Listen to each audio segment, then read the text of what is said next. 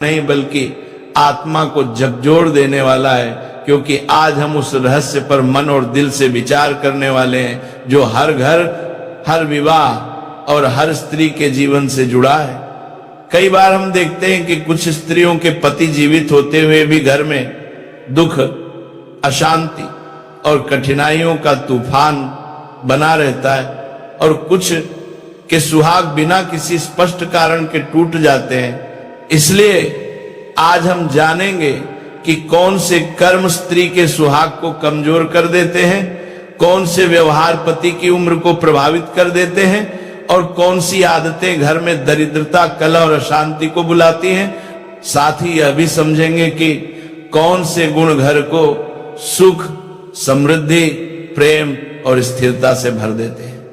भक्तों, यह कथा डराने वाली नहीं बल्कि बचाने वाली कथा है, चेतावनी भी है और जागृति भी, ताकि किसी भी स्त्री के जीवन में दुख न आए, सुहाग की ज्योत कभी न बुझे और विवाह का बंधन सदा सुदृढ़ बना रहे।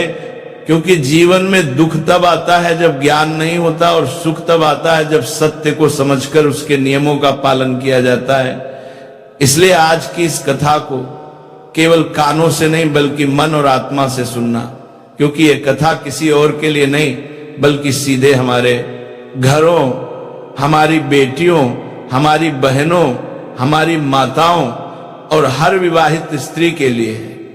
भक्तों, जीवन में बहुत बार ऐसा होता है कि घर में सब कुछ ठीक लगता है, पर अचानक परेशानियां बढ़ने लगती हैं। पति बीमार रहने लगता है, पैसों की तंगी आ जाती है, झगड़े बढ़ जाते हैं और परिवार टूटने लगता है, और कोई समझ नहीं पाता कि आखिर ऐसा क्यों हो रहा है। लेकिन आज की कथा इस रहस्य से पर्दा उठाने वाली है, क्योंकि कर्म दिखाई नहीं देते पर परिणाम दिखाई देते हैं, और ईश्वर कभी बिना कारण दुख नहीं देते। जहां दुख है वहां कोई नियम टूटा है, कोई आचरण गलत हुआ है, और जब मनुष्य ये उस गलती को समझकर सुधार लेता है तभी किस्मत भी बदल जाती है। इसलिए ये कथा दोष बताने के लिए नहीं बल्कि सुधार कराने के लिए है। भक्तों, कथा की शुरुआत यमपुरी से होती है, जहां धर्मराज अपने स्वर्ण सिंहासन पर विराजमान है। तभी आकाश के तेजस्वी राजा पक्षीराज गरुड़ उनके पास पहुंचते हैं और प्रणाम करके कहते हैं कि हे सूर्यतनय, मेरे हृदय में एक ऐसा प्रश्न है जिसका उत्तर पृथ्वी पर किसी भी ग्रंथ, किसी भी विद्वान और किसी भी ज्ञानी को नहीं मिला। यदि आपकी कृपा हो तो मेरे मन की पीड़ा शांत हो सकती है। धर्मराज गरुड़ देव की बेचैनी देखकर गंभीर हो जाते हैं और कहते हैं कि हे पक्षीराज, आप महान ज्ञानी हैं, फिर ऐसा कौन सा प्रश्न है जिसने आपके मन को विचलित कर दिया है। तब गरुड़ देव कहते हैं कि हे धर्मराज, आज जब मैं आकाश मार्ग से गुजर रहा था तब मैंने पृथ्वी लोक पर एक दृश्य देखा जिसने मेरे मन को दर्द और भ्रम से भर दिया। मैंने एक ही उम्र की स्त्रियां देखी, पर उनमें से एक स्त्री की मांग का सिंदूर मिट चुका था। वह विधवा बन चुकी थी, गरीबी और पीड़ा में जीवन बिता रही थी, जबकि बाकी स्त्रियां उसी उम्र की होते हुए भी अपने पतियों के साथ हंसी खुशी जीवन बिता रही थी। मेरे मन में प्रश्न उठा कि आखिर वो कौन सा पाप था, कौन सी गलती थी जो उस एक स्त्री ने की, जिसके कारण उसका सुहाग टूट गया और उसका पति समय से पहले मृत्यु को प्राप्त हो गया, जबकि अन्य स्त्रियां सुखी हैं। भक्तों, यह सुनकर धर्मराज गहरी सोच में पड़ गए और कुछ समय बाद उन्होंने कहा कि हे पक्षीराज, तुम्हारा प्रश्न अत्यंत महत्वपूर्ण है और इसका उत्तर पृथ्वी की हर स्त्री को जानना चाहिए, क्योंकि अनजाने में किए गए कर्म भी फल देते हैं। कुछ कर्म सुहाग को बढ़ाते हैं और कुछ कर्म सुहाग को नष्ट कर देते हैं। यह सुनकर गरुड़ देव हाथ जोड़कर कहते हैं कि हे धर्मराज, कृपया इस रहस्य को उजागर कीजिए, और मैं वचन देता हूं कि आज जो ज्ञान मैं प्राप्त करूंगा उसे पूरी पृथ्वी की स्त्रियों और पुरुषों तक पहुंचाऊंगा। तब धर्मराज एक अद्भुत और गहन कथा सुनाना आरंभ करते हैं, ऐसी कथा जिसमें स्त्री धर्म की महिमा भी है, सुहाग की रक्षा भी है, और ये चेतावनी भी कि यदि धर्म और मर्यादा के नियम टूटे तो सुहाग भी टूट सकता है।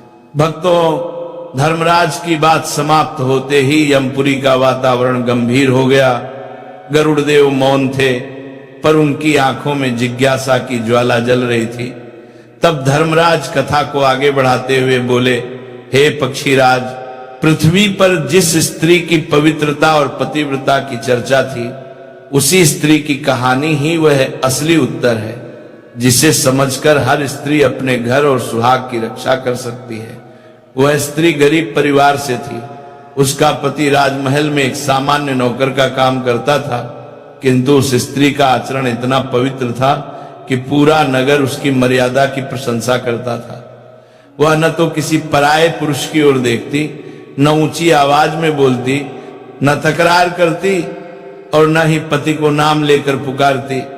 वह अपने पति को देवता के समान मानती थी और पति के हर वचन को धर्म समझकर पालन करती थी। उसकी आंखों में पवित्रता, उसके व्यवहार में विनम्रता और उसके हृदय में पतिव्रता की ऐसी चमक थी कि नगर की सारी महिलाओं के लिए वो प्रेरणा बन चुकी थी। ऐसी स्त्री को देखकर लोग कहते थे कि यदि इस पृथ्वी पर कोई सच्ची पतिव्रता है तो वो वही है। भक्तों, सत्य और धर्म सदैव चमकता है और उसकी महिमा छिपाए नहीं छिपती। इसी कारण उसकी लोकप्रियता बढ़ती गई।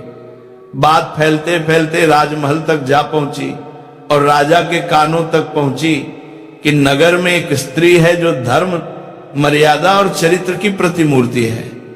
राजा को आश्चर्य हुआ और साथ ही जिज्ञासा भी जागी। उन्होंने दरबार में उस नौकर को बुलवाया और पूछा, क्या यह सत्य है कि तुम्हारी पत्नी इतनी ही चरित्रवान और पतिव्रता है जितनी बातें नगर में कही जा रही हैं?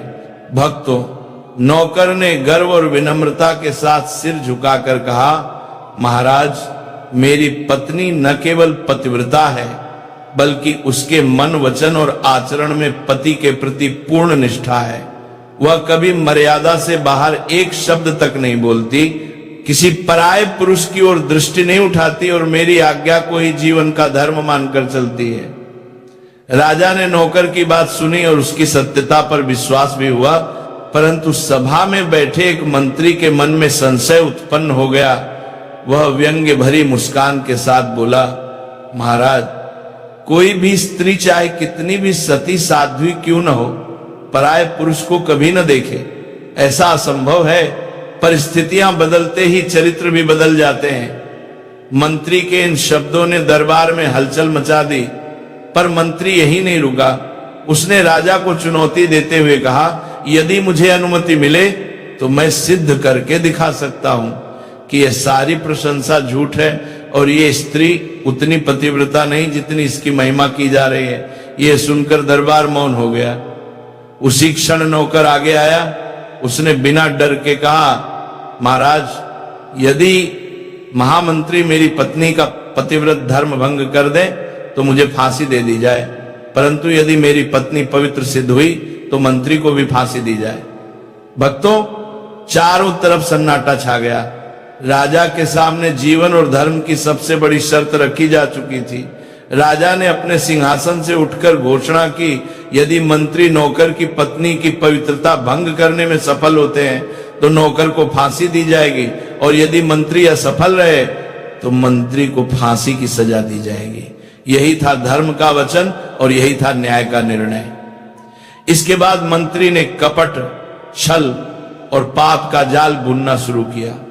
वह एक जादू टोना करने वाली स्त्री के पास गया, जिसे नगर में लोकतंत्र, मंत्र और माया जाल की महारानी कहते थे। मंत्री ने उसे धन का लालच देकर कहा, किसी तरह उस स्त्री को मेरे वश में लाओ, उसका पतिव्रत धर्म भंग करो या कम से कम उसके सुहाग के प्रतीक मटका और कतार चुरा कर मेरे पास ले आओ। भक्तों, धन के प्रलोभन ने उस तांत्रिक स्त्री की बुद्धि को विषैला बना दिया। उसने वेश बदलकर खुद को नौकर की बुआ बताया और उस घर में प्रवेश कर लिया। पतिव्रता स्त्री ने उसे बुआ समझकर सम्मान दिया, उसके पैर छुए और पूरे मन से सेवा की। उसे यह पता नहीं था कि जिसे वो रिश्तेदार समझ रही है वही उसकी जिंदगी बर्बाद करने आई है। जादू टोना करने वाली स्त्री ने छल और मीठी बातें करके उसके दिल में विश्वास जीता और अवसर पाकर उसका मटका और कतार चुरा लिया। इतना ही नहीं, स्नान गृह में उसकी जांघ पर एक गोपनीय तिल देखकर उसने वह जानकारी मंत्री को पहुंचा दी ताकि भविष्य में वह झूठ को सच साबित कर सके। कुछ ही दिनों बाद मंत्री दरबार में प्रकट हुआ, मटका और कतार हाथ में लिए। उसने कहा, महाराज, मैं उस स्त्री के साथ रहा और उसने स्वेच्छा से यह मटका और कतार मुझे दिए। वह स्त्री उतनी पवित्र नहीं है जितना कहा जा रहा था। साथ ही मंत्री ने स्त्री का वह गुप्त निशान बताया जिससे नौकर भी भ्रमित हो गया। भक्तों, मनुष्य का दिल तब टूट जाता है जब विश्वास टूटता है। नौकर रो पड़ा। उसने कहा, यदि आप मेरी पत्नी के अंग पर स्थित तिल का वर्णन कर सकते हैं तो शायद मेरी पत्नी ने ही मुझे धोखा दिया है। राजा ने नौकर को उसी की शर्त के अनुसार फांसी की सजा सुना दी और देखते ही देखते एक पवित्र स्त्री पर लगाया गया झूठ सच जैसा नजर आने लगा। भक्तों, जब सत्य की परीक्षा आती है तो संसार दुश्मन बन जाता है, पर ईश्वर मौन होकर भी न्याय की रक्षा करते हैं। पतिव्रता स्त्री ने हार नहीं मानी। उसने अपने पति को बचाने का संकल्प लिया। उसने सोचा, यदि मेरे सुहाग का वो कोई खतरा है तो मैं स्वयं धर्म और सत्य के सामने अपनी आवाज उठाऊंगी। और फिर उसी रात वह नाचने वाली स्त्री गणिका का वेश धारण करके दरबार में पहुंची, सत्य की रक्षा के लिए, सुहाग की रक्षा के लिए। भक्तों, अब कथा वहीं से आगे बढ़ती है जहां वह पतिव्रता स्त्री अपने सुहाग की रक्षा के लिए गणिका का वेश धारण करके राज दरबार में पहुंची थी। वह भीतर से कांप रही थी, पर उसके मन में एक ही संकल्प था कि चाहे जो हो जाए, आज झूठ की नहीं, सत्य की जीत होनी चाहिए। वह नाचने वाली के रूप में राजा के सामने आई, विनम्रता से प्रणाम किया और बोली, महाराज, यदि आप अनुमति दें तो मैं आपके सामने अपना नृत्य प्रस्तुत करना चाहती हूं। राजा ने देखा तो एक अत्यंत सुंदर, तेजस्वी और प्रतिभाशाली स्त्री उनके सामने खड़ी थी। उन्होंने मुस्कुराकर अनुमति दे दी और कहा, आज हम देखना चाहेंगे कि तुम्हारी कला में कितना जादू है। फिर दरबार में वाद्य बजने लगे, ढोल, मृदंग, वीणा की धुन के बीच वह पतिव्रता स्त्री नृत्य करने लगी। पर भक्तों, यह केवल नृत्य नहीं था, यह उसकी पीड़ा, उसका दर्द, उसका साहस और उसके सुहाग के लिए लड़ाई थी। उसके हर कदम में विनम्रता थी, हर भाव में करुणा थी और हर मुद्राओं में ईश्वर से न्याय की पुकार थी। राजा उस नृत्य को देखकर भाव विभोर हो गए। दरबार में बैठे सभी लोग उसकी लय और भाव में खो गए। नृत्य समाप्त होते ही राजा ने प्रसन्न होकर कहा, देवी, तुम्हारा नृत्य अद्भुत है, मैं प्रसन्न हूं, मांगो, तुम्हें जो भी वरदान चाहिए मैं तुम्हारी मनोकामना पूरी करूंगा। उस क्षण वह स्त्री भीतर से कांप गई, क्योंकि सच कहने का समय आ गया था। उसने गहरी सांस ली और शांत किंतु दृढ़ स्वर में कहा, महाराज, यदि आप सच में प्रसन्न हैं तो मेरी एक प्रार्थना है। आपकी सभा में एक चोर बैठा है जिसने मेरा कीमती गहना, मेरी सोने की अंगूठी चुराई है। मैं चाहती हूं कि आप उस चोर को कठोर दंड दें और फांसी की सजा सुनाएं। राजा चौंक गए। उन्होंने कहा, यह संभव है, मेरी सभा में कैसे कोई चोर हो सकता है, पर यदि तुम सच कहती हो तो बताओ वो कौन है, मैं उसे अवश्य दंड दूंगा। तब वह स्त्री धीरे धीरे आगे बढ़ी। उसका दिल जोर से धड़क रहा था, पर उसके होठों पर सत्य था। उसने राजा की ओर इशारा करके नहीं, बल्कि सम्मान पूर्वक कहा, महाराज, आपके ही महामंत्री ने मेरी अंगूठी चुराई है, वह मेरी अमानत के चोर हैं। राज दरबार सन्न रह गया। मंत्री गुस्से और डर से तिलमिला उठा। वह तुरंत बोला, महाराज, यह स्त्री मुझ पर झूठा आरोप लगा रही है। मैं शपथ लेकर कहता हूं कि मैंने न इसकी अंगूठी देखी है, न इसे कभी पहले देखा है। आज पहली बार इसकी शक्ल देख रहा हूं। मेरा इससे कोई संबंध नहीं है। भक्तों, यही वह क्षण था